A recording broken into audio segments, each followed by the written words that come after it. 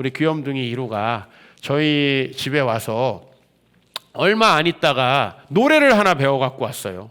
그래서 이제 그 노래가 뭐였냐면은 한국을 빛낸 백인의 위인들, 아름다운 이 땅의 금수강산에. 근데 얘가 이제 전부 다 발음도 정확하지 않고 그 내용도 전혀 모르고 그냥 아름다운 뭐 이런 식으로 처음에 노래를 흥얼거리는데, 거기에 보면 이제 뭐 정말 100명인지 제가 세 보진 않았지만 노래 제목이 한국을 빛낸 백인의 위인들이에요. 그러니까 이제 그 백인이 나올 거 아니에요.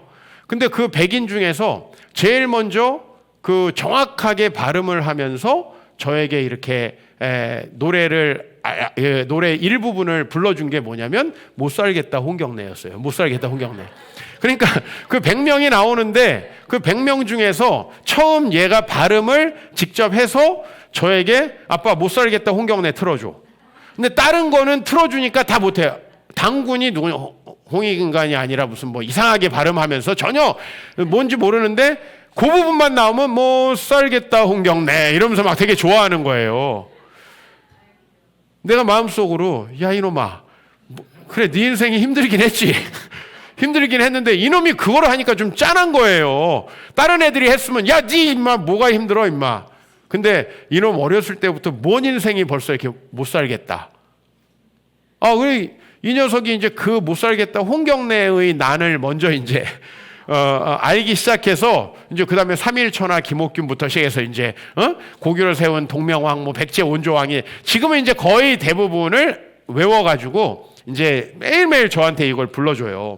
근데 제가 이제 이 노래를 부르면서 아이가 발음도 점점 정확해져 가고 이 한국의 역사의 태정태세 문단세 막 이런 것들, 물론 지금 무슨 얘기인지 모르겠지만 이걸 공부하니까 마음으로 한편으로 아버지로서 좀 뿌듯한 마음도 있고 좀 더 발음도 정확해지고, 그 다음에 처음엔 못 살겠다 홍경래만 하더니 이제 다른 좋은 인물들도 이렇게 많이 알게 되니까 마음에 뿌듯한 면이 있는데, 다른 하나는 여러분 이제 저는 이 컨텐츠들이 가지고 있는 그 깊은 의미들이 있잖아요. 그러니까 이 한국을 빛낸 백인의 위인들이라는 건 하나의 이야기잖아요. 어떤 이야기예요? 우리 한국 사람들은 당군의 그 홍익인간 정신을 바탕으로 세워졌다. 사람이 되려면은 쑥과 마늘을 먹고 좀 인간이 돼야 된다. 그래서 이제 한국 사람들 유독이 무슨 얘기 많이 해요? 요 군대 갔다 와야 사람 된다. 뭐 이런 얘기 많이 하고, 본인 자식이 갈 땐 되게 힘들어 하면서도 남들이 가면 아유 집사님 걔 갔다 오면 사람 됩니다. 자기 아들이 가면은 밥 먹기도 힘들어요. 요새 우리 김미진 자매 살 빠지는 거 보라고. 우리 큰아들이 군대 갔거든. 자, 우리 사실은 이 모든 게 하나의 이야기예요. 한국 사람들은 유독이 뭐 인내가 나오면은 아유 우리 조상이 쑥과 마늘을 먹고 사람이 된 거야. 뭐 이런 얘기도 하고. 자, 그런데 이건 하나의 이야기예요. 대한민국 사람들은 널리 사람을 이롭게 한다라는 홍익인간 정신으로. 그죠?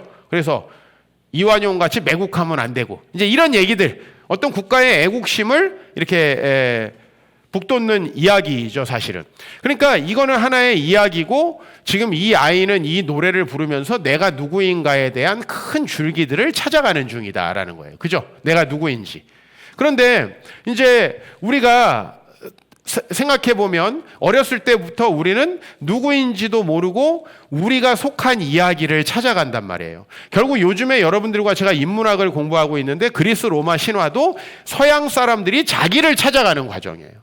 그죠? 우리는 어떻게 이 세상에 존재하게 되었는가? 그리고 우리 조상들은 어떤 식으로 영웅이 되었는가? 이런 이야기들을 만들어가는 과정이죠. 우리는 바로 한국을 빛낸 백인의 위인들, 그 이야기를 통해서, 그죠? 그 이야기를 통해서 우리는 우리가 누구인지를 과거에 찾아갔다라는 겁니다.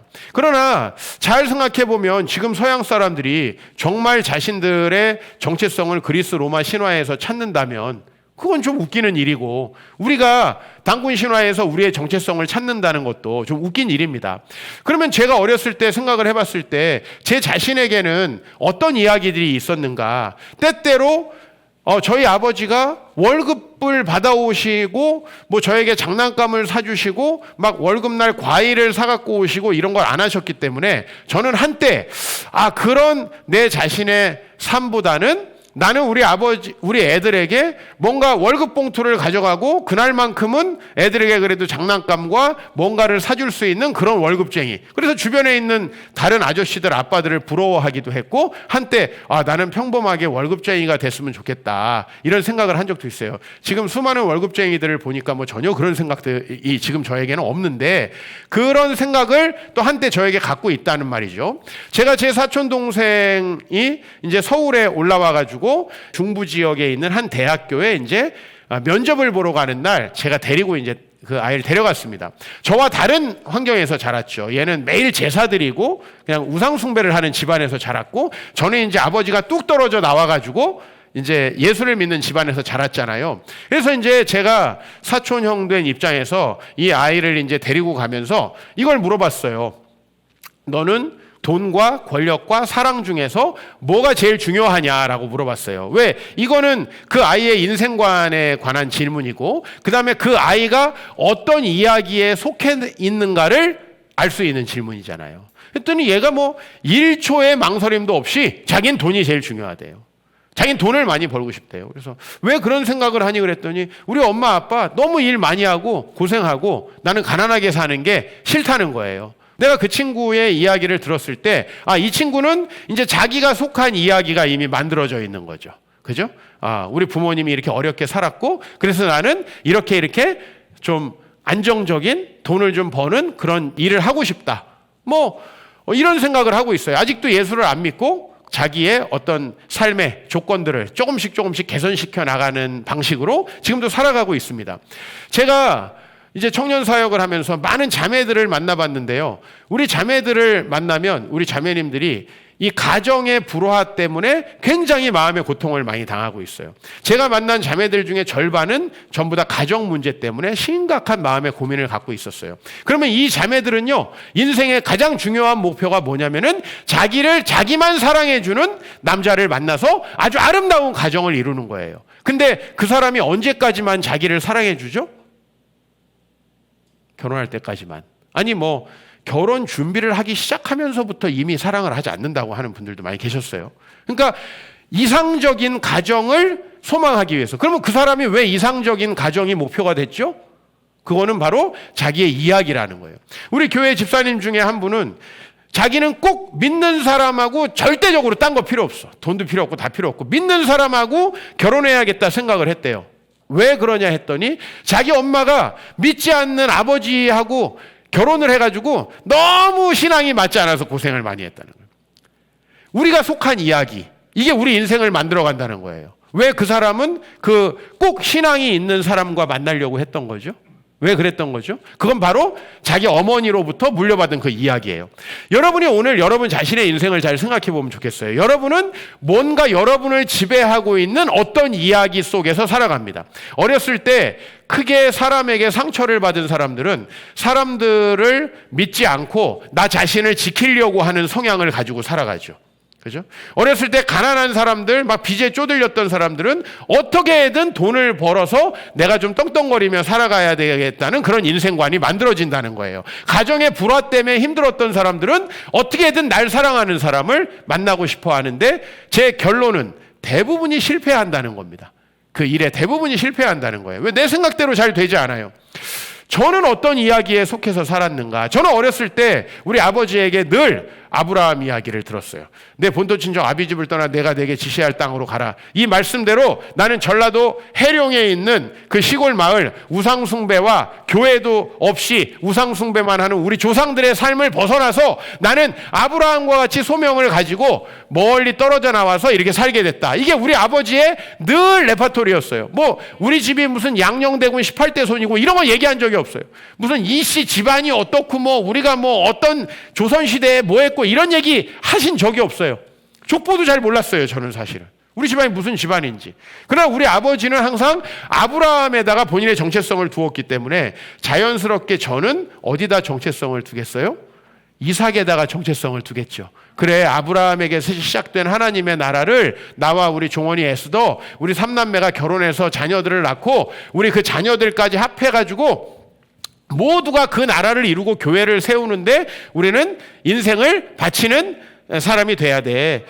엊그저께 우리 막내랑 결혼한 우리 최준영 집사가 나와서 나눔을 해줬잖아요. 사실 걔가 언젠가 자기 결혼이 얼마나 힘들었는지를 간증하면 여기 전부 다 나를 인간으로 안 볼 거예요. 제가 그 아이를 얼마나 우리 집에 받아들이기를 힘들어 했는지. 왜냐면 저는요, 이삭인데 순종해야 되는데 어디서 가난한 남자를 데려오는 거예요. 동생이. 그것도 술집에서 만난 건 몰랐는데 또 이제 추가적으로 알게 된 사실. 나는요, 아무리 걔가 억만금이 있어도 받아들일 수 없는 거예요. 저는 정체성이 이삭이기 때문에 절대 받아들일 수 없는 거예요. 그냥 그 사람은 하나님을 모르는 이방인이고 오랑캐에 불과해요. 저에게는 뭐 어느 학교를 나왔고 돈이 있고 난 이런 게 키가 얼마고 아무 상관이 없어요. 그냥 얼굴을 보기 전부터 안 돼. 보고도 안 돼. 본 다음에도 안 돼. 이게 저의 마음이었어요. 그 왜 제가 그렇게 하죠? 그건 제 정체성이기 때문에 그래서.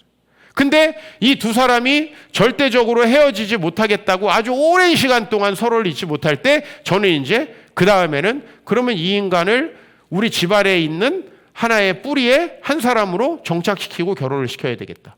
그거를 이제 만나서 확인을 했죠. 우리 집안은 우리 삼남매 후손들까지 하나님 나라를 위해서 헌신해야 되는데 할 수 있겠니? 그래서 제가 그걸 분명히 얘기했어요. 우리 집안은 하나님 나라를 세우는 집안이고 에스더가 너한테 시집 가는 게 아니라 네가 장가로 오는 것이다. 우리 집안은 우리 아버지의 유언을 받들어서 하나님 나라를 세워가야 된다. 할 수 있겠냐? 거기에 확답을 받고 그거에 불응할 경우에는 큰 재앙이 임한다. 분명한 경고도 제가 하고 처음 만난 자리에서 내 성격에 대해서는 들었으니까 알 거다. 그렇게 단호하게 하고 우리 지금 전북에 전주에 가가지고 지금 이제 교수 사역 하고 있는 우리 주재우 집사한테 1:1 양육 맡기고 세례를 받게 해가지고 절대로 주님을 믿는 이 길을 포기하지 않는다는 서약의 서약을 받고 결혼을 했죠. 그죠? 예. 지금은 내가 이러려고 이 결혼을 했나 아마 그 생각을 할 거예요. 예. 그러나 어쨌든 간에 저는 왜 그럴 수밖에 없냐면 제가 속한 이야기가 있으니까. 제가 속한 이야기. 제가 뭐 그냥 안정되게 우리 동생들이 그냥 시집가서 장가가서 잘 살면 되지 이랬으면 저 그러지 않았을 거예요. 왜? 그 녀석 비교적 성실한 아이고 착한 아이고 괜찮은 아이예요. 인간적으로는. 그러나 제가 속한 이야기에는 받아들일 수 없는 거죠. 그렇죠? 이만큼 우리가 어디에 속했느냐는 건 우리 삶을 결정한다는 거예요. 결론적으로 우리 동생 가정이 처음에 그 작업을 한 것이 지금은 되게 잘된 일이라고 아마 저도 평가하지만 스스로도 평가를 할 겁니다. 그렇게 안 하고 뭐 결혼하면 교회 갈게 뭐 교회 나 지금도 뭐 가서 예배는 드리고 있어 이런 사람들이 결혼한 다음에 어떻게 되는지는 우리 교회 사람들이 다 보여주고 있어요. 어떻게 되는지는 얼마나 남자들이 거짓말하고 사기치는지를 그리고 결혼 준비할 때까지만 사랑한다는 사실을 우리 다 알고 있어요. 그래서 우리가 어느 이야기에 속았느냐가 굉장히 중요해요. 저는 깨놓고 이야기합니다. 저는 전라도 출신의 정체성을 갖고 있습니다. 저는 광주를 한 번도 30살 때까지 가본 적이 없어요. 그러나 한 번도 해태 타이거즈를 응원하지 않은 적이 없어요. 그만큼 저의 전라도 사람으로서의 의식은 강했습니다. 왜 그러냐면 제가 어렸을 때 우리 집에서 유일하게 정말 행복한 유토피아로 가려면은 무조건 전라도 순천 여수를 가야 돼요. 그곳에 가서 저는 할머니, 할아버지 만나고 우리 사촌들을 만나는 게 제 어렸을 때 가장 행복하고 기쁜 일이었어요. 그렇기 때문에 저는 한 번도 광주를 가보지 않았지만 광주에 관심이 있었고 내 마음속에 내가 지지하는 정치인은 딱 정해져 있는 거죠. 누구예요? 김대중 선생님. 정해져 있는 거예요. 자, 제 이야기를 지금 하고 있습니다. 그러던 제가 대학에 갔습니다. 그리고 대학에 가서 우리 선배들에게 그 TV에 나오지 않은 언더그라운드 광주 민주화 항쟁의 필름들을 보게 됩니다. 그리고 이제 제 머릿속에는 대한민국을 민주화해야 되고 지금까지의 이 대한민국은 굉장히 나쁜 나라고 독재의 나라고 부정한 나라고 갈아엎어져야 되는 나라다. 그죠? 이건 이제 대부분 전라도의 이야기죠, 사실. 제 마음속에. 그러니까 제 한쪽에는요, 하나님 나라 이야기예요. 우리 아버지는 사실은 우리를 전라도식으로 전라도의 의식을 가지고 키우지 않았어요. 그러나 제 젊었을 때 이제 하나님 나라보다는 뭔가 이 세상에 정치가 바뀌어야 되고 불의한 게 바뀌어야 되고 특별히 군사 정권에서 학창 시절을 보낸 저는 그 일들이 해결되어져야 한다라고 하는 그 말하자면 대한민국 민주화의 이야기, 지금 뭐 586 세대가 대부분 가지고 있는 그 이야기죠. 그 이야기가 잠시 동안 저를 점령했다는 겁니다.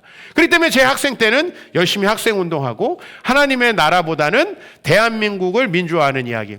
그때 제가 들어서 여전히 가끔가다 생각나는 노래가 있습니다. 정태춘이라는 사람의 아 대한민국이라는 노래인데요. 이 노래를 들어보신 분들은 이 노래처럼 사람을 슬프게 만들고 절망적이고 시니컬하게 만드는 노래가 없어요. 그 노래 곡조 자체가 우리 대한민국 그거 아닙니다.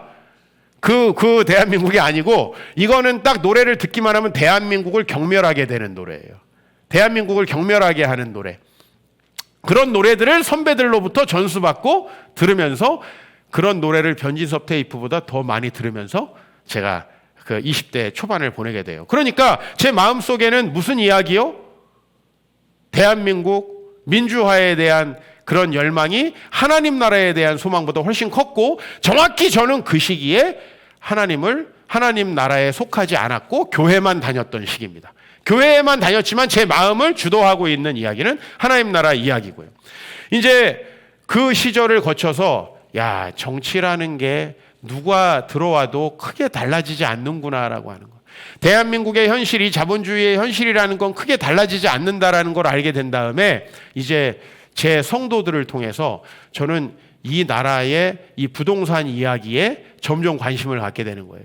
모든 사람들이 이제 제가 볼 때는 IMF 이후보다는 2008년 미국의 금융 위기 이후로 정말 대한민국은 부동산 공화국이 된 것 같아요. 왜? 그때 노무현 정부였는데 그때 이제 우리가 집값이 엄청나게 뛰고 우리가 이게 집이 이렇게 되다 보면 평생 집을 못 얻겠구나 하는 공포감이 사람들에게 확산됐어요. 그게 지금 이 정부까지 오고 있어요.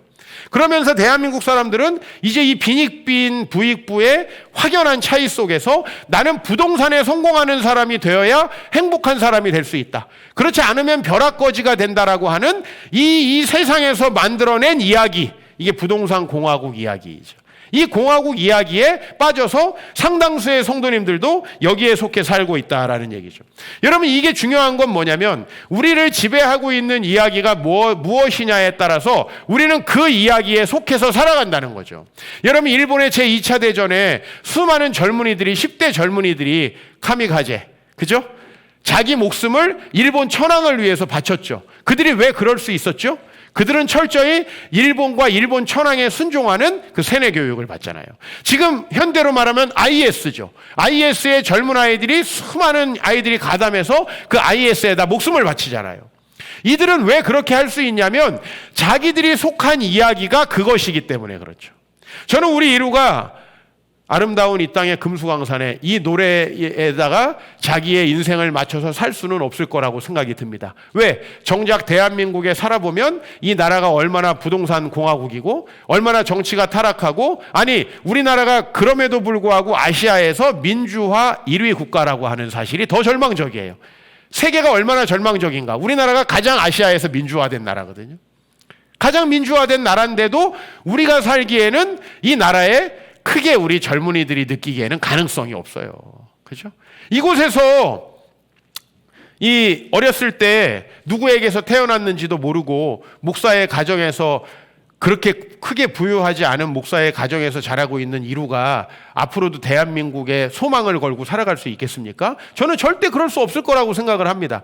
그래서 이 아이를 지배하고 있는 이야기가 하나님 나라 이야기여야 한다. 제가 어렸을 때 늘 우리 부모님에게서 아브라함 이야기를 듣고 복의 근원은 하나님이다. 복의 근원 강림하사 찬송하게 하소서 이 찬양을 매일 밥 먹을 때마다 부르면서 내 복은 하나님께로부터 온다. 이 하나님 나라 이야기가 결국은 저를 다시 하나님 나라에게로 이끌고 가고 제가 우리 동생이 결혼할 때 또 여러분들과 만나서 사역을 할 때 또 제가 개척을 하고 교회 이전을 하고 이 모든 일을 할 때 다 이 이야기들이 나를 결국 지배하고 있다라는 사실. 그래서 저는 여전히 이삭의 정체성을 가지고 있고 우리 아버지가 나에게 심어주신 하나님 나라 이야기의 근거에서 살아간다는 게 너무 감사하다는 거예요.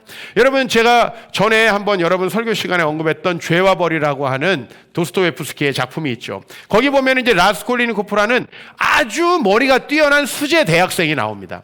근데 이 대학생은 어느 이야기에 소속되어 있냐면, 이 자기가 대학 다니기 몇십 년 전에 프랑스에서 혁명이 일어났고, 프랑스의 그 혁명 중에 가장 위대한 위인이 나타났죠. 그게 나폴레옹이라는 사람이죠. 그리고 여러분 역사책에 그가 이제 실각하고 나중에 나폴레옹 3세가 나와가지고 잠깐 권력을 잡았다 이제 나폴레옹 시대가 끝나잖아요. 근데 이 나폴레옹의 이야기에 깊이 빠져 있는 사람으로 작중에 나옵니다. 라스콜리니코프가. 근데 이 나폴레옹은 혁명가답게 이런 생각을 가지고 있어요. 자기나 이 혁명을 꿈꾸는 소수의 사람들, 아주 위대한 영웅이고 그 사람들은 사회의 법과 제도를 뛰어넘는 사람들이라고 생각을 해요. 그 작중에 이게 나폴레옹의 생각이었던 거죠. 그래서 나폴레옹은 사람을 죽이고 전쟁을 하고 이 사회의 규범들을 깨트려도 영웅처럼 추앙을 받는 거예요. 그런데 이 나폴레옹이 볼 때는 사회에 아무 역할을 하지 못하는, 오히려 사회에 악영향을 미치는 사람들은 벌레 같은 존재들인 거예요. 그래서 이 이야기에 깊이 빠져 있었던 이 라스콜리니코프는 이 자기 주변에 있는 돈만 많고 아주 욕심 많은 전당포 노파를 이제 죽이고 그 돈을 빼앗을 계획을 세우는 거죠. 여기에서 아주 정당성, 사람은요 자기가 절대로 이 일이 너무 나쁜 일이다 생각하면 그 일을 하지 못합니다. 많은 사람들이 외도에 빠지는 이유는, 우리 배우자, 내가 지금 살고 있는 사람은 내 진짜 사랑이 아니야, 난 이 사람을 사랑한 적이 없어, 내가 이 가정을 지키는 거는 억압 속에 있는 거야, 봐봐 오늘 밤에도 나에게 경멸의 말을 하고 있는 저 사람이 어떻게 날 사랑할 수가 있어, 나를 진짜 사랑하는 사람은 저 사람이야, 이렇게 돼야 외도가 시작되는 거거든요. 절대 이 정당화가 없이 나같이 나쁜 놈, 내 남편을 두고 이런 짓을 하다니, 나 같은 놈은 죽어야 돼, 이렇게 하면 절대 외도가 안 돼요. 절대 외도가 안 된다고. 자기를 지배하는 이야기가 있어야 된다고요. 결국은 이 라스콜리니코프는 그 나폴레옹 사상에 경도되어서 그 사람을 죽여서 그 돈을 뺏어서 더 좋은 일에 사용하는 게 사회를 좋게 하는 것이다 라는 결론에 이르러요. 살인사건이 일어나기 전에. 그러니까 이미 마음속으로 자기가 속한 이야기에 깊이 묵상을 하는 거죠. 우리가 하나님을 묵상하고 그분 앞에서 살아가기 위해서 애쓰는 것처럼 이 사람은 나폴레옹 3세의 사상을 물려받아가지고 그걸 깊이 묵상한 가운데 자기의 범죄에 대한 근거를 찾아내는 거예요. 사람 다 이렇게 사는 거예요. 내가 왜 부동산에 미쳐 있어? 내가 왜 이렇게 어떤 일을 해서라도 돈을 벌려고 해? 그거는 이 사회가 돈이 없는 사람을 취급하지 않기 때문이야. 돈이 없는 사람은 손해를 보고 힘들게 살기 때문이야. 이거는 전형적으로 세상이 만들어내는 이야기이죠. 저는 어렸을 때 바로 아버지에게 배운 그 아브라함 이야기예요. 이 아브라함 이야기는 나와 우리 또 요 앞에 앉아있는 호성 집사를 변화시킨 이야기죠. 뭡니까? 너는 강대한 나라가 되고 천하 만민은 너로 말미암아 복을 받게 될 것이 아니냐. 이 아브라함의 비전이죠. 창세기 18장 18절. 바로 지금 자녀 한 사람 없는 아브라함에게 하나님이 뭐라고 말씀하시냐면 너의 후손은 큰 나라를 이루게 될 것이다 라고 얘기를 하고요. 그 다음에 또 그 나라가 앞으로 장차 천하 만민을 복주게 하겠다는 것이죠. 이게 항상 저를 지배하고 있는 이야기예요. 내가 말씀을 전하는 자가 돼서 천하 만민의 복의 통로가 돼야겠다. 항상 이게 제 마음을 사로잡을 때는요, 저는 항상 건강한 흥분 상태, 건강하고 에너지가 넘치는 상태가 돼요. 근데 딱 부동산을 생각하는 순간 루저가 돼요. 실패했구나.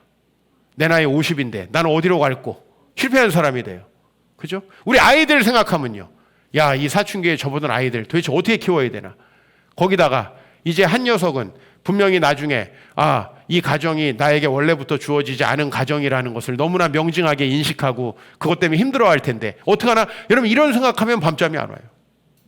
근데 제가 생각하는 여전히 이야기는 나를 통해 우리 자녀들이 복을 받을 것이다라는 것이고, 나를 통해 우리 성도들이 복을 받을 것이라는 것이고, 내가 정상적으로 주의 말씀을 전하는 사역을 열정적으로 한다면 모쪼록 오늘 우리 함께 이 자리에 참석하신 우리 존경하는 이종직 선교사님 부부의 사역지 우리 필리핀부터 시작해서 또 지난주에 오셔서 말씀 전하셨던 우리 사이판 선교사님 사역지부터 시작해서 우리가 지금 관계하고 있는 30여 곳 이상의 그 수많은 사역지들, 그 이상에 되는 사역지들과 우리가 얼마나 소통하면서 축복의 통로가 될 것인가. 할렐루야.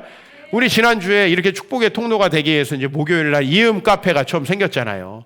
그래서 우리 교회에 교회를 전혀 다니지 않는 분이 방문을 하셨어요. 우리 지연 자매가 계속 할 줄 믿습니다.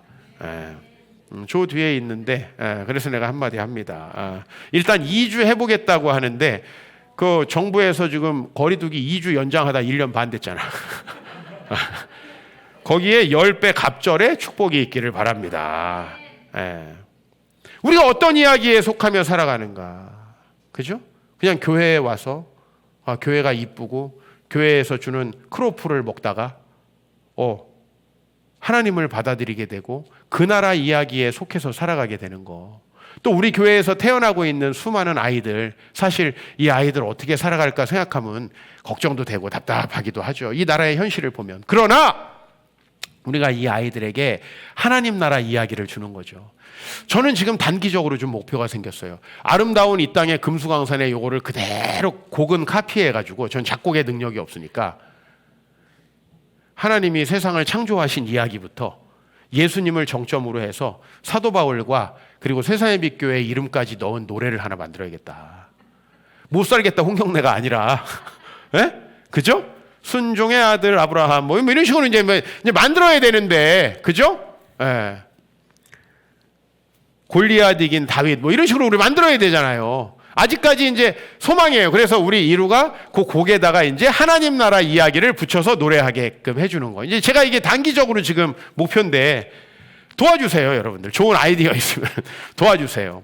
왜냐면 우리가 어떤 이야기에 속해서 살아가는 게 정말 중요하죠. 그죠? 지금이야 우리 아들이 저희하고 함께 이제 밥 먹고 놀고 좋지요. 현재까지는 너무 좋아요. 그저께 저희가 이제 우리 이루가 잘 크고 있는지 한 달에 한 번씩 계속 체크업을 받아야 되거든요. 그래서 또 상담을 받으러 갔어요. 그랬더니 이제 이 전형 그걸 물어보더라고요. 아이가 눈치를 안 봅니까? 그래서 우리가 너무 안 봐서 걱정입니다. 내 친자식 3명은 그래도 눈치를 보는데 이놈은 너무 안 보고 제 뺨때기도 때립니다. 그랬더니 너무 건강하다는 거야. 이 시설에 있던 아이들은 어디 가서도 눈치를 보고 그 사람 마음에 들려고 노력한다는 거예요. 근데 우리 아들은 어제도 제가 좀 잠깐 안아줘줬더니 앞으로 뽀뽀 절대 안 해줄 거야. 앞으로 내 얼굴 못 깨물게 할 거야. 제가 이제 맨날 볼을 깨물거든요. 근데 이제 그걸 항상 나 너무 사랑해서 깨물고 싶어 하고 하루에 한 10번이 아니라 시간이 많으면 더 많이 깨무는데 이 아이가 그거 안 해줄 거야 뭐 이러는 거예요. 얼마나 눈치가 없어.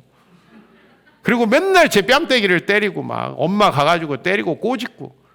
이 눈치를 안 본다는 게 전형적으로 건강하게 적응하고 있다는 증거라는 거예요. 이제 8개월밖에 되지 않았는데 얼마나 감사합니까? 이제 이 아이에게 제가 할 수 있는 어떤 마지막 사역은 뭐예요? 그에게 하나님 나라 이야기를 심어주고 너가 바로 그 하나님 나라의 주인공이야 라고 만들어주는 거죠. 그러면 이 아이가 자기의 불행한 출생의 비밀과 그 많은 과거의 아픔을 씻고 이기고 일어설 거 아닙니까? 왜? 내 정체성이 거기에 있으면, 그죠?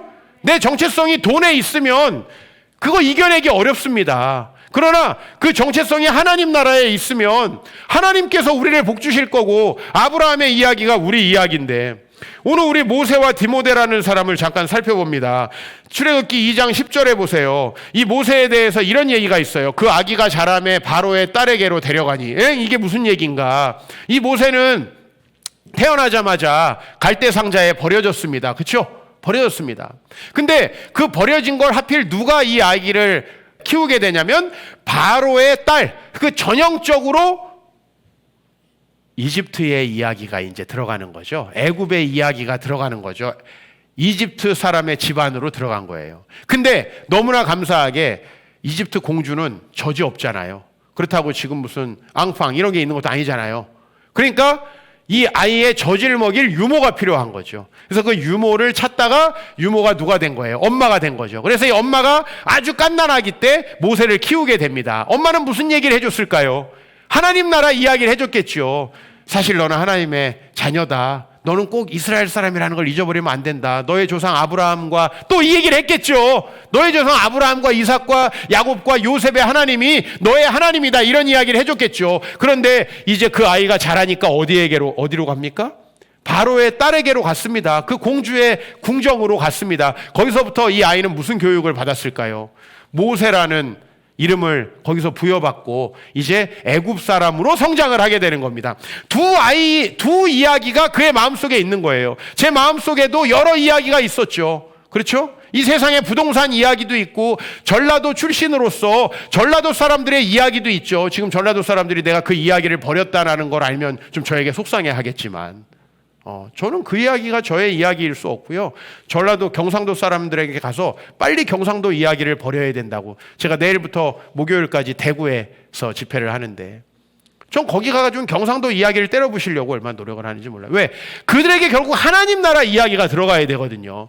그래서 둘 중에 뭘 택합니까? 히브리서 11장 24절에 보면은 믿음으로 모세는 장성하여 바로의 공주의 아들이라 칭함받기를 거절하고, 이건 뭐예요? 그 안에 내재되어 있던 애굽 사람으로서의 정체성과 그 이야기를 버렸다는 거죠.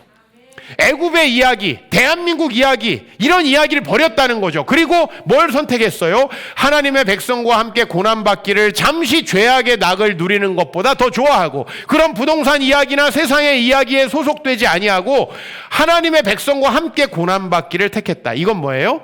세상 나라의 이야기가 아니라 하나님 나라의 이야기를 택하기로 결정한 거죠. 이 이야기를 택하기가 얼마나 어렵죠? 여러분, 우리가 좀 헌금하면은 집안이 망합니까?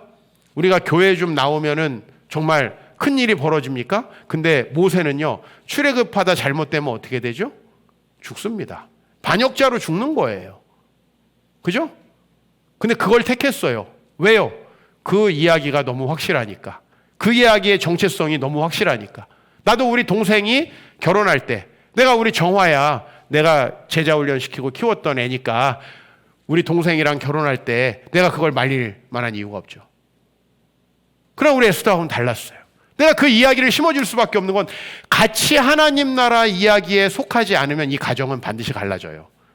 여러분, 친척이라고 다 나중에 사이가 좋아요? 나이가 이 정도 드셨으면 다 알죠. 친척들끼리 안 만나는 사람이 많다는 걸 잘 아시죠? 왜? 속한 이야기가 다르면요, 그 사람의 삶을 이해할 수 없어요. 예수를 안 믿는 사람의 입장에서 이종필은 종교에 미친놈이지 다른 거 아니에요. 그런 사람들하고 어떻게 나중에 한화돼서 친척으로 살아갑니까? 만날 때마다 서로 경멸하게 될 텐데요. 하나로 이야기가 돼야 되겠죠. 그리고 사랑하는 여러분의 자녀들과 그 동일한 이야기를 공유해야 되는 거예요. 제가 우리 아버지를 존경하는 이유는 단 하나예요. 공유한 이야기가 같으니까 그분이 이해가 되는 거예요. 우리 아버지가 나에게 돈을 안 주셔도 이해가 되는 거예요. 그렇죠? 왜? 공유한 이야기가 같으니까. 나도 그 길을 걸어가고 있으니까. 디모데를 한번 보시죠. 디모데 사도행전 16장 3절에 보면 이런 말씀이 있어요. 바울이 그를 데리고 떠나고자 할세. 바울이 전도 여행을 하다가 어느 동네에 갔는데 디모데라고 하는 애가 있는데 이거는 세례도 안 받은 애인데 너무 애가 괜찮아. 말씀을 읽어볼게요. 그 지역에 있는 유대인으로 말미암아 그를 데려다가 할례를 행해요. 이건 무슨 얘기냐면 요새 우리식으로 말하면 어느 지역에 전도를 하러 갔는데 누가 세례를 아직 안 받은 애가 있어서 세례를 줬다는 얘기예요. 왜? 그 다음 이야기. 이는 그 사람들이 그 아버지는 헬라인인 줄을 다 알미러라. 디모데는요, 굉장히 특이하게 외할머니와 엄마 이름만 나와요. 디모데의 할아버지, 아빠, 남자들은 전멸이야. 안 나옵니다. 왜 안 나왔을까요? 오늘 이 본문에서 알 수 있어요. 아버지는 이 디모데가 half Jewish이죠. 그죠? 유대인인데 할례 못 받게 하는 거예요. 우리 절반 크리스찬 있잖아요. 믿지 않는 분과 지금 살고 계셔서 절반 크리스찬. 그죠? 또 같이 교회는 댕기지만 명목상으로 불신자. 많잖아요. 우리 교회에도 많잖아요. 그런 분들과 결혼해서 얼마나 힘들어요. 이제 디모데는 두 가지 이야기가 그에게 주입되는 거예요. 아버지는 뭐 가르쳤을까요? 너 세상에서 성공해야 된다. 세상에 성공하려면 이래야 된다. 돈이 제일 중요하다. 야, 뭐니 부동산 땅이 최고다. 그때나 지금이나 다 똑같아요. 그런데 디모데의 엄마는 그게 아니죠. 디모데의 외할머니는 그게 아니죠. 이 두 분의 여자 로이스와 유니게가 디모데를 가르쳤는데 이들은 하나님 나라 이야기를 가르친 거죠. 우리 아버지가 저에게 가르친 거죠. 하나님 나라 이야기를 가르친 거죠. 디모데가 그 다음 구절 보면은 디모데는 루스드라와 이고니온에 있는 형제들에게 칭찬받는 자니. 디모데는 할례도 받지 못한 사람이었는데 칭찬받아요. 우리 이런 거 있잖아요. 아직 세례도 못 받고 집사님도 아닌데 되게 교회에서 존경받는 사람. 근데 집사, 장로, 권사인데 손가락질 받는 사람 나중에 생겨요. 어쩔 수 없어요. 왜? 아니 직분대로 그 사람이 그대로 성장해 주면 얼마나 좋아요. 아닌 사람들은 손가락질 받는 겁니다. 근데 이 디모데는 할례도 받지 못한 유대인이에요. 이 할례 받지 못한 유대인은 유대인들 사회에선 싼 것입니다. 이건 도대체. 근데 이 디모데는 칭찬을 받아요. 왜 그럴까요? 할례는 못 받았지만 그 마음속에 하나님 나라 이야기는 있는 거예요. 비록 부모님은 교회 안 나오고 그런 애들이 있거든요. 우리 교회에서 우리 최준영 집사를 양육했던 우리 주재우 집사, 부모님이 여전히 신앙생활 안 합니다. 그런데 이 주재우 집사의 3형제는 열심히 신앙생활해서 그 막내는 목사님이 됐잖아요. 주집사는 우리 교회 개척 멤버가 돼가지고 우리 교회를 세웠잖아요. 저는 곧 돌아올 거라고 봅니다. 빨리 서울로 다시 임용받기를 기도해 주세요. 가끔 그 동생하고도 통화합니다. 우리 주집사의 동생, 우리 주재영 목사인데 아버지 어머니가 안 믿었지만 그들의 마음을 누가 지배했어요? 하나님 나라의 이야기가 지배한 거예요. 이게 중요한 거예요.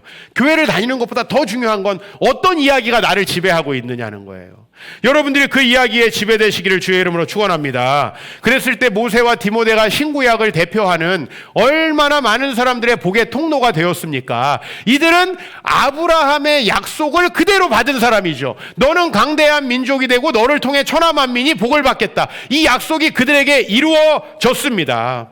오늘 이 이야기를 바로 우리의 이야기로 주고 있어요. 여러분들은 단군 할아버지의 이야기를 여러분 정체성으로 삼습니까? 창세기와 출애굽기를 우리의 이야기로 삼습니까? 오늘 여기 갈라디아서 3장 8절에 메시지 성경으로 이렇게 한번 읽어보겠습니다. 시작. 또 성경은 장차 일어날 일, 즉 하나님께서 이방인을 믿음으로 의롭게 하여 줄 것을 미리 알려주었습니다. 여기서 성경은 구약입니다. 구약 성경은 이방인 모두가 예수님을 믿음으로 의롭게 될 것이라는 사실을 알려주었습니다. 그리고 그 다음 구절 보죠. 이 복음을 근데 먼저 누구에게 전했다고요? 아브라함에게. 근데 그 내용은요, 모든 민족이 너로 말미암아 복을 받을 것이다. 이게 바로 그에게 전했던 복음이라는 겁니다. 지금 자식도 하나 없는 아브라함에게 창세기 18장에 하나님 말하고 있는 거예요. 결혼도 안 한 사람한테 야, 너 앞으로 자식 엄청 많아질 건데 자식들 돌림자 못 쓸 거냐, 뭐 이렇게 얘기하는 거랑 똑같아요. 결혼도 안 했는데 아직, 아니지 정확히 말하면 결혼도 못 했는데, 지금 여기다 아기도 못 낳는데 너를 통해서 모든 민족이 복을 받겠다는 거예요. 이게 여러분들의 이야기인 것이 믿어지십니까? 나 어떻게 직장 가가지고 먹고 살까? 어떻게 우리 애들에게 그래도 과일이라도 사줄까? 이런 꿈이랑 당장 버리시기 바랍니다. 오늘 여기 있는 의원이부터 우리 어린아이들이 이런 얄팍한 꿈을 가지면 안 됩니다. 큰 꿈을 가져야 됩니다. 하나님께서 의원이를 통해서 천하 만민에게 복 주실 것이다. 하나님이 여러분 자녀들을 통해서, 우리 결의를 통해서, 우리 또 서연이를 통해서, 서희를 통해서 하나님께서 천하 만민의 복을 주실 것이다. 우리 혜원이를 통해. 이 정도 스케일은 돼야 하나님 나라지. 목사님, 우리 애가 문과 가야 취직될까요? 이과 가야? 나 이런 얘기 들으면 답이 안 나와. 부모님의 스케일이 그러니 애가 그 집에서 잘 된다는 건 디모데보다 더 큰 역사야. 디모데 아빠는 이름도 안 나와. 그는 그냥 한 헬라인이야. 한 헬라인. 어떻게 생각해요? 때로는 여러분의 남편이, 여러분의 아내가 이렇게 한 헬라인에 불과해도 하나님 나라 이야기가 그를 지배하면 삽니다. 아시겠어요? 무엇이 그를 지배하느냐가 중요해요. 같이 손잡고 교회 나오는 거 물론 중요하죠. 그러나 그보다 더 중요한 건 바로 이거예요. 그래서 이 아브라함의 이야기는 바로 우리 이야기라는 것을 3장 7절과 9절에서 얘기해요. 우리가 8절을 읽었거든요. 근데 그 이야기가 그런즉 믿음으로 말미암은 자들은 누구의 자손이다? 여러분, 당군의 자손이 아니라니까. 내가 그래서 우리 이루에게 이제 속히 당군 할아버지가 터잡으시고 홍익인간 뜻으로 나라 세워서 우리나라가 세워진 게 아니라 우리는 그 나라에 기원하는 존재가 아니라 대한민국 국적을 가지고 있긴 하고 우리가 애국심이 필요하고 나도 어렸을 때 늘 나는 민족 중흥의 역사적 사명을 띠고 이 땅에 태어났다. 이걸 늘 외우면서 자랐지만 그게 내 정체성이 될 수는 없더라고요. 내가 나라를 사랑하지 않는 것도 아니고 오늘 여기 보면 믿음으로 말미암은 자들은 예수를 믿는 자들은 아브라함의 자손이다. 9절 읽읍시다. 시작. 그러므로 믿음으로 말미암은 자는 믿음이 있는 아브라함과 함께 복을 받느니라. 왜 이 말씀을 못 믿죠? 왜 이 말씀을 못 믿죠? 여러분의 정말 지금 갸냘퍼 보이는 그 아이, 아직 사리를 분별치 못하는 것 같은 그 아이가 아브라함과 함께 복을 받아서 천하만민의 복의 통로가 될 줄 믿습니다. 이걸 믿고 그걸 가르쳐야 되는 거예요. 만점왕 한다고 해서 애들이 훌륭한 사람 되는 거 아니라는 거 알잖아요. 우리나라에 서울대 나오고 스카이 나온 사람들이 나라 얼마나 말아먹는지 그렇게 보고도 모르세요? 그럼 스카이 안 나오면은 말아먹지, 안 나와도 말아먹지. 근데 그 얘기를 하는 게 아니라 나오지 말자 운동을 하는 게 아니에요. 나도 나왔어. 그 나오지 말자는 얘기를 하는 게 아니고 제대로 하나님 나라의 이야기를 가지고 나오자는 거지. 그게 얼마나 중요한가. 하나님 나라 이야기를 가지고 우리 아이들이. 그래서 이 일을 이루신 분이 누구예요? 왜 우리가 예수를 믿는가? 13절의 이야기를 하는 거예요. 그리스도께서 그 우리가 아브라함의 복을 받게 하시기 위해서 스스로 저주를 받아 율법의 저주에서 우리를 속량했다. 뭐죠? 우리는 절대로 하나님 앞에 나아갈 수 없는데 예수님이 우리를 위해서 죽으셔서 여러분 그 보혈을 지나서 예수님 믿는 사람은 여러분이 과거에 어떤 죄와 허물 가운데 있고 여러분의 달란트가 부족하고 여러분이 이 사회에서 실패자이고 부동산의 루저라고 할지라도 하나님께서 그를 위해서 저주를 받으셔서 그가 바로 아브라함의 자손이 되게 한다는 거죠. 14절 말씀에 그래서 이렇게 돼 있어요. 그래서 이는 왜 이렇게 했느냐? 예수 그리스도 예수 안에서 아브라함의 복이 누구에게? 우리에게. 이 이방인이 우리잖아요. 이 아브라함의 복이 우리에게 미치게 하고 또 우리로 하여금 믿음으로 말미암아 성령의 약속을 받게 하려 함이라. 여러분 이 이야기를 심어줘야 아이들이 좀 시험을 못 봐도 좌절하지 않아요. 이 이야기를 심어줘야 자기 뜻대로 인생이 되지 않아도 하나님이 내 인생을 만들어 가시는구나. 우리는 부족하지만 하나님이 그 일을 만들어 가시고 성령으로 우리를 이끌어 가시는 거예요. 그죠? 오늘 우리 선교사님 부부 오셨는데 제일 잘한 일이 뭘까요? 선교관 일이시겠죠. 그렇지 않겠어요? 그 일이 얼마나 많은 사람을 살렸어요. 제가 지난주에 선교지의 추억을 얘기해 달라니까 압도적으로 많은 분들이 필리핀 얘기를 하는 거예요. 선교지의 추억을 얘기해 달라. 근데 거기에 갔더니 그 초등학교 아이들이 믿음으로 성장해서 이제 그 교회의 지도자가 되어 있는 모습이 너무 정말 가슴 벅차고요. 그 일에 계속 인벌브 되고 싶은 거죠. 제가 지난주에도 말씀드렸잖아요. 우리 정말 이제 한 주에 한 사람이 10,000원씩 선교 헌금하자. 이거 아직도 한 40%는 동참 안 하고 계시거든요. 이거 하자 우리. 왜? 아니 그 소중한 일에 아예 한 주에 커피 2잔으로 동참하는 게 얼마나 감사해요. 아니면 그거 하기 싫으면 가서 사셔. 우리가 돈 대줄게. 어느 나라야. 정해. 가셔. 우리가 선교비 많이 줄게요. 우리 어때요? 우리 교회 전통이 아기를 낳던지 아기를 보든지 하자. 이게 우리의 전통이잖아요. 그래서 우리 교회는 타가부가 잠옷실이 없잖아요. 많은 분들이 우리 교회 와서 목사님 여긴 잠옷실이 어디예요? 이걸 물어봐요. 우린 잠옷실 없어요. 우리는 아기랑 같이 예배 안 드리고 아기를 맡깁니다. 아기를 맡깁니다. 우리 잠옷실에서 예배 안 드리잖아요. 그 전통 어떻게 생겼어요? 우리가 아기 없으면 다 봐줬어요. 우리 교회 지금 잠옷실 혜택 많이 본 우리 기선이, 사랑이 다 뭐 했어요? 처녀 때? 타가부 교사였어요. 이게 우리 교회 전통이에요. 그래서 저는 오늘 여러분들이 이 하나님 나라 이야기에 속해서 복을 받으실 자라는 것을 확고히 믿으시길 바랍니다. 목사님 아직 복이 좀 덜 온 것 같은데요. 좀만 기다려요. 다 배송되고 있습니다. 아브라함의 복이 여러분에게 배송되고 있습니다. 저는 이걸 확신합니다. 그리고 이 이야기가 또 다른 사람에게 흘러가게 하기 위해서 우리는 뭐 해야 됩니까? 신명기 6장 6절. 이걸 이제 D6라고 합니다. Deuteronomy chapter 6. D6 말씀이에요. 뭐죠? 오늘 내가 네게 명하는 이 말씀을, 이 하나님 나라 이야기를 너는 가슴에, 마음에 새기고 내 자녀에게 부지런히 가르치며 집에 앉았을 때든지 길을 갈 때든지 누웠을 때든지 일어날 때든지 이 말씀을 강론할 것이며 너는 또 그것을 손목에 매어 기호를 삼고 내 미간에 맞박에 붙여가지고 표로 삼고 내 집 문설주와 바깥문에 기록할지니라. 이게 우리 교회의 소명이에요. 여러분 자녀들에게, 그리고 우리 영적 자녀들, 바울이 디모데를 낳듯이 우리 교회 새가족들과 우리 주변에 있는 지금 104명의 VIP들, 우리 선물을 받고 이제 그분 중에 몇 분은 이미 교회에 오셨지만, 그리고 이제 오늘 또 등반하시는 분들도 계십니다. 우리 새가족부 조성민 집사가 이 코로나 중 어려운 상황에서도 만나가지고 양육을 해가지고 드디어 오늘 끝납니다. 또 그걸 잘 배려해주는 우리 또 서연이 훌륭하지. 우리 서연이 훌륭하지. 하나님 나라 이야기가 세워지고 있습니다. 그래서 저는 오늘 말씀, 오늘 본문 말씀을 이제 다 설명을 여러분에게 했습니다. 오늘 본문 말씀, 갈라디아서 3장 말씀을 천천히 읽어보겠습니다. 시작.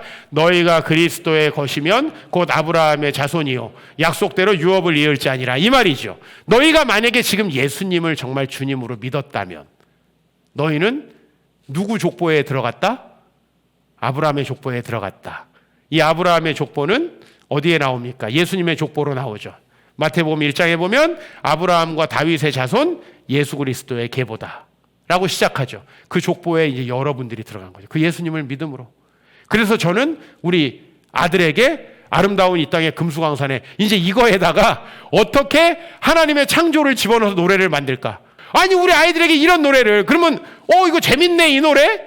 그죠? 못 살겠다 홍경래 이거 하면 안 돼. 무슨 어린 놈이 못 살겠다 홍경래야.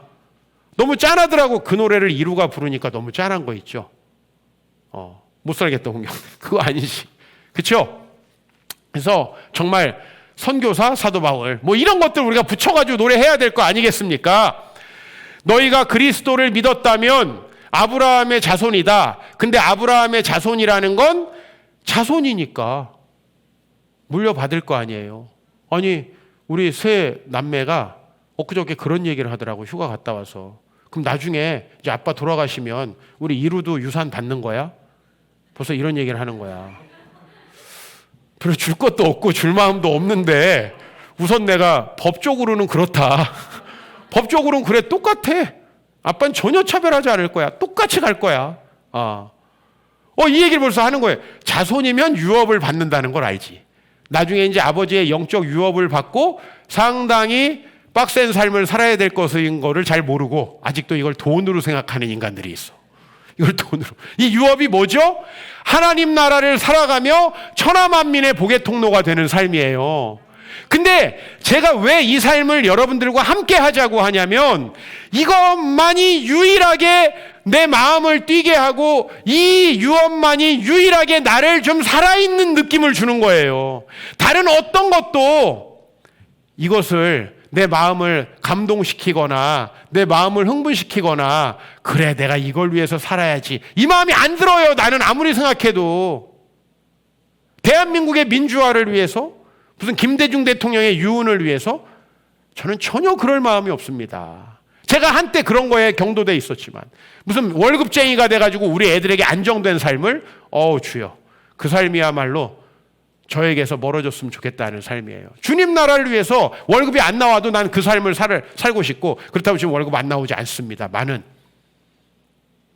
하나님께서 우리에게 주신 그 이야기에 속해서 살아가면 여러분의 그 직업이 여러분이 가지고 있는 그 달란트가 여러분에게 있는 그 작은 물질이 얼마나 놀랍게 쓰인다는 사실을 경험하게 되실 줄 믿습니다. 분명히 기억하십시오. 아브라함은 가나안 땅에 갈 때 재산도 없고 자식도 없었습니다. 그러나 지금 그의 후손들이 얼마나 많습니까? 그리고 우리도 고백하잖아요. 난 이 말씀이 너무 좋아요. 너희가 그리스도의 것이면 곧 아브라함의 자손이요. 얼마나 안정된지 몰라요. 그리고 그 아브라함에게 주었던 유업, 너는 너를 통해 천하만민이 복을 받게 될 것이다라는 유업. 그래서 저는 어렸을 때부터 늘 별 보이는 천막에 살았지만요. 에어컨이 어디 있어요? 여름에 선풍기 틀면 뜨거운 바람 나오는 천막에서 이 더운 여름에 지냈다고 생각해 보세요. 근데 저는요, 그 천막에 구멍 난 사이로 비가 안 오는 날, 비가 오는 날은 좀 힘들지만 비가 안 오는 날 하늘을 보면서 전 아브라함의 약속을 늘 떠올렸어요. 하늘의 별과 같이 내 후손을 많게 하실 것이다. 육적인 후손이 아니라 수많은 그리스도의 제자들을 주셔서 하나님께서 그들을 통해 천하만민을 복주시게 할 것이다. 이게요, 제가 천막집에 단칸방에 정말 딱 지금으로 말하면 몽골 게르 같은 곳에 살면서 그 꿈을 꿔온 거예요. 여러분, 자녀들이 돈 없어서 소망을 갖지 못하는 거 아닙니다. 그렇게 따지면 저는 정말 불쌍한 사람이죠. 그러나 그 하나님이 씻을 곳과 화장실도 없는 집에서 그 천막에서 사는 저에게 이 아브라함의 자손이라는 꿈을 주셨어요. 그리고 존필아, 너를 통해 천하만민이 복을 받을 거야. 그때부터 외국어에 관심이 가더만. 왜? 내가 언제 어느 나라에 가서 말씀을 전할지 모르니까. 제가 그것이 바로 어문계열 전공한 또 이유이기도 하고요. 이게 저의 인생을 만들어 갑니다. 여러분들이 이 나라에 속해서 살아가시길 바라고, 그리고 여러분 자녀들과 우리 교회에 오는 사랑하는 성도들이 뭐 교회 적응해서 뭐 찬양팀하고 이게 중요한 게 아니에요. 이 이야기에 빠져서 이 이야기에 속해서 살아가면 복을 받는다. 새롭게 계획을 세우고 계신 여러분들, 주님께서 축복하실 줄 믿습니다.